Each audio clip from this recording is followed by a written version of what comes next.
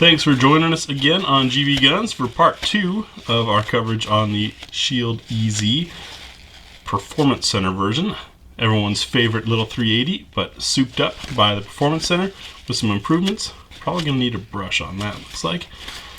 We did, of course, full mag +1, what's for dinner, and our accuracy shooting from 7 yards, along with thoughts from myself and Maddie AR on this. 2 different shooters with 2 different skills and opinions, likes and dislikes, and hand sizes, which comes into play sometimes on these little guns. Also, I got something for you about the recoil and if there really is a difference with this porting. That'll be coming up next on GBGuns.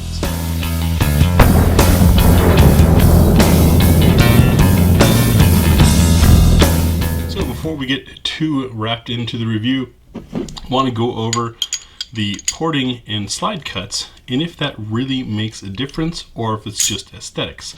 If you dare to hop on a forum, you'll see all kinds of arguments going both directions as to whether or not that does anything or if it's just for cool.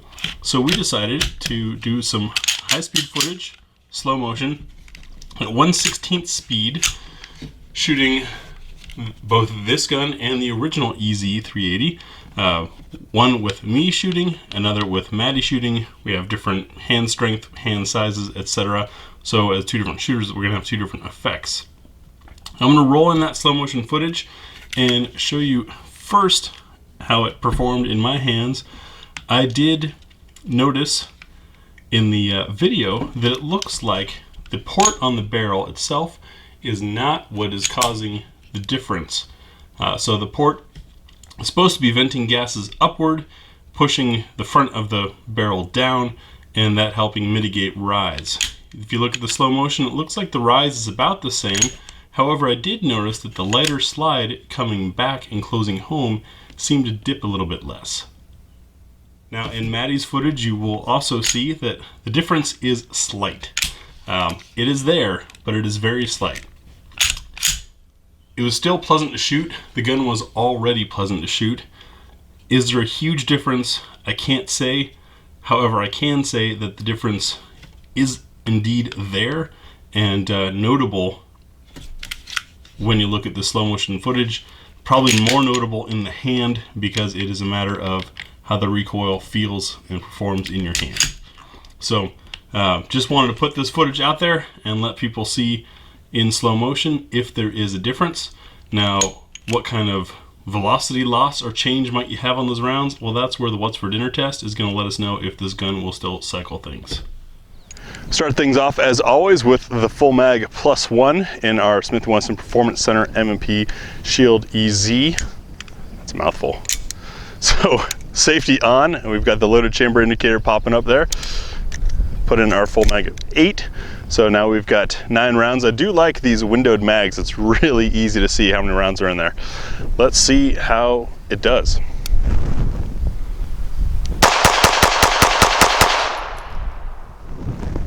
No issues.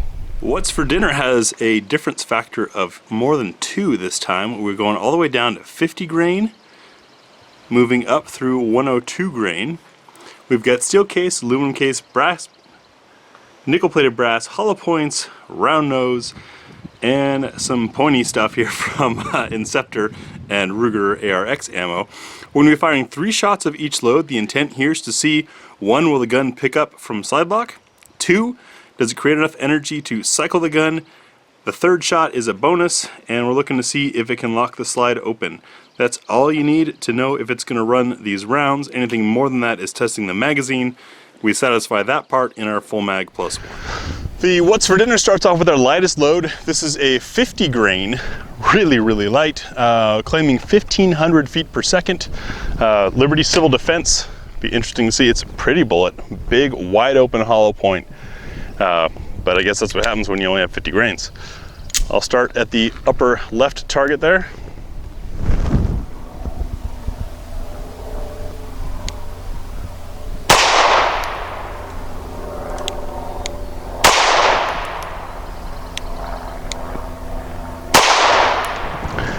It sounded fast. That was a lightning crack. slide locked open. Next is the Ruger ARX. This is of course loaded by Inceptor. 65 grain with a advertised velocity of 1250 feet per second. It's the screwdriver tip. This will be, let's go bottom upper target left side, if that makes sense. Sorry folks, we don't have our normal targets with us today.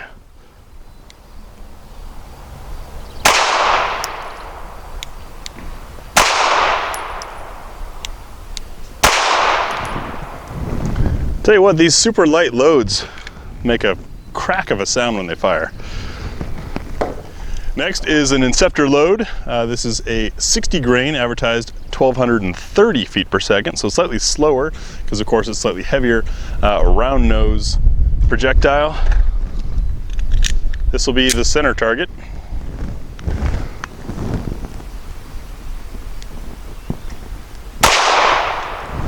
That malfunction was caused by the slide hitting my knuckle. I can verify by the red angry spot on my knuckle, not the ammunition or gun's fault.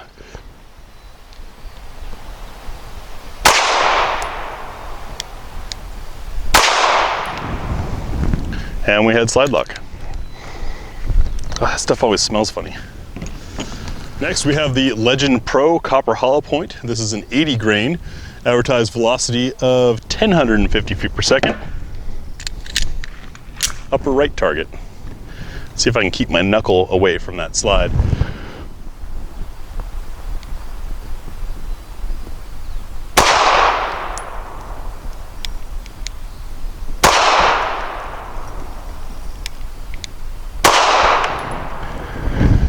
Now you might notice I'm having kind of a left bias on my hits here, and that tends to happen on smaller guns like this and the 9mm Shield, simply because it's too small for my hand, and so I end up squeezing, and that squeeze brings it left.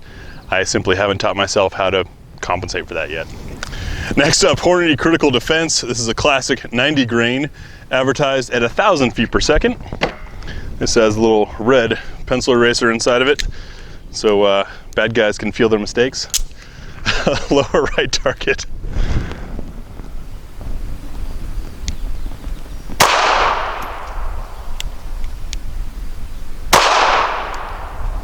Oh, we had a malfunction here. Stovepipe of the next round. That's interesting. What might have happened here, and I'll put this guy back in the magazine. See how coolly I dropped that? We can look at the overall length of the round. No, it's not. The round is not too short. So I'm not sure what happened there. It might be a magazine failure of sorts, though we haven't experienced any with the regular Shield EZ. So let's fire that third round.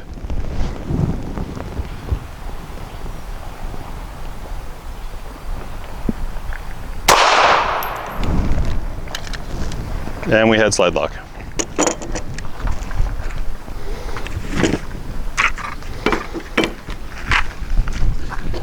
So I'm going to start things off with tool ammo, 91 grain steel case, and I'm going to be shooting at the, I guess, bottom right top of sorts. So complicated. I miss our normal targets.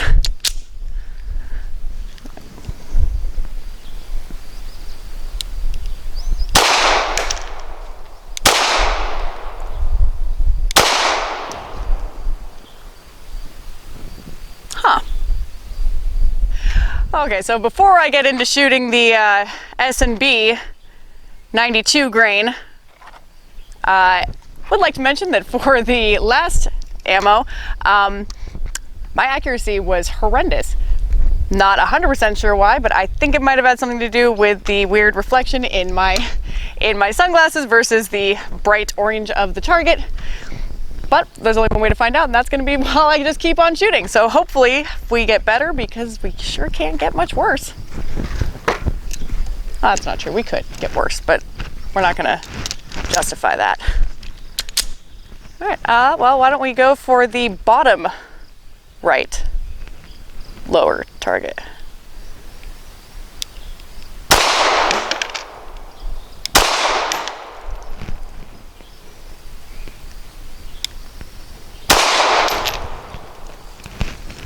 better, but not great.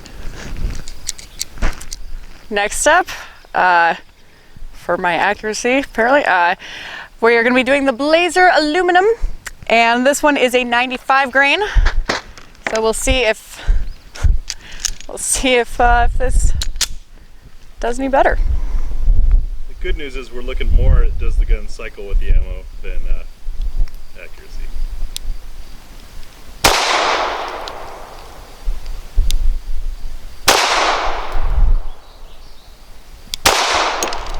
There we go.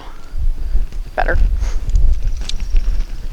All right, so now that I'm feeling a little bit better about my accuracy after the last one, we're gonna keep on keeping on with the PMC Starfire 95 grain for the left upper circle.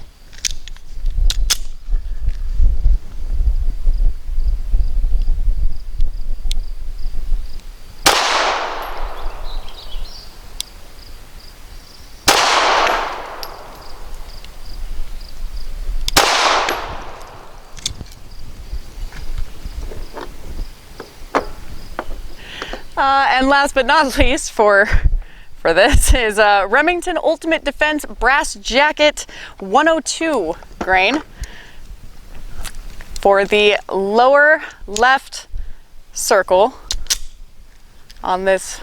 I blame the target for my accuracy, I think. Let's change.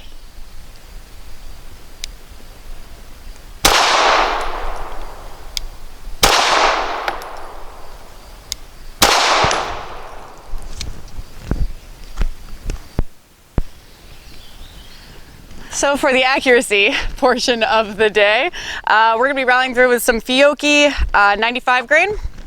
I'm gonna be shooting at the left circle target on top of the other circle targets. And yeah, we're gonna see how I do.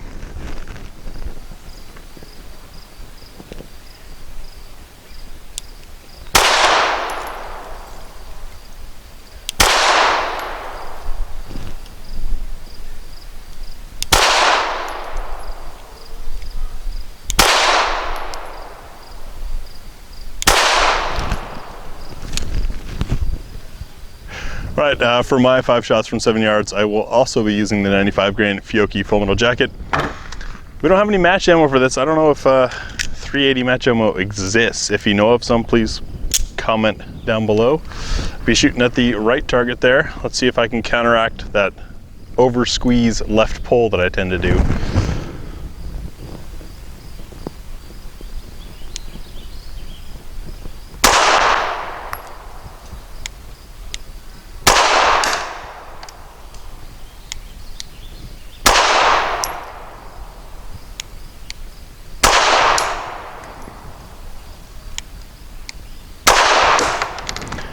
Nope, still hit left.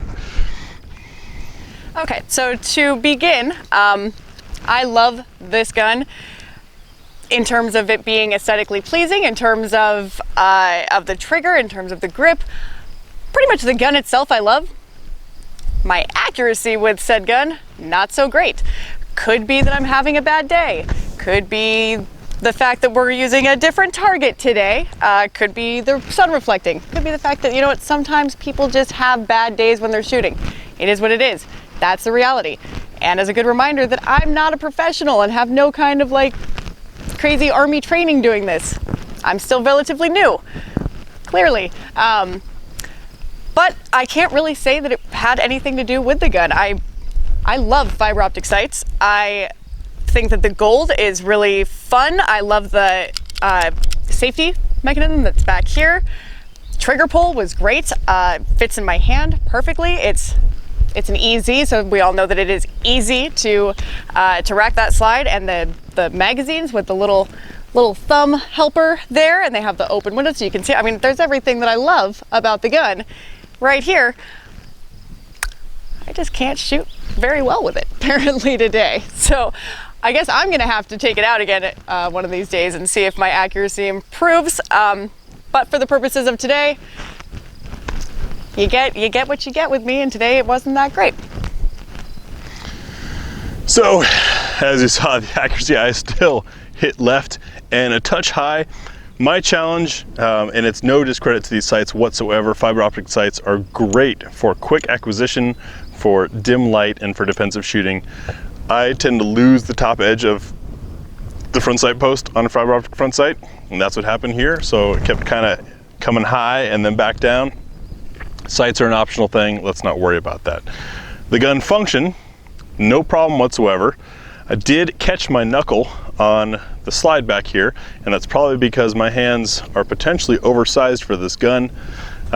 For smaller hands, I'd say it'd be great. The grip safety, I know a lot of people complain about. I don't see the issue with it. Does it look funky? Yeah. When you're using the gun, does it look funky? No, you can't tell it's there, so get over it. Same thing with the external safety. If you don't like it or you're worried about accidentally engaging it while shooting, you rest your shooting thumb on top of it. It's that easy. It's the gas pedal. It actually helps you hold on to the gun a little better. Same thing with, just like a classic 1911. Speaking of 1911, this is a single action. It's hammer fired, even though it looks like it's striker fired. So you do get that crisp break. Coming back to the wall and break. That was real quick. I don't know my left hand strength, apparently. The reset is soft and gentle, but you know what? This isn't a target gun. It's meant to be a defensive gun, a first gun, and an introductory gun, and I think it does a good job of that. The porting on the end of the barrel may or may not cause a change in muzzle flip. It felt like it might have, but that could also be a placebo effect. Either way, a placebo effect is still in effect. The gold is pretty, the flat trigger is comfortable. I don't have any complaints about it.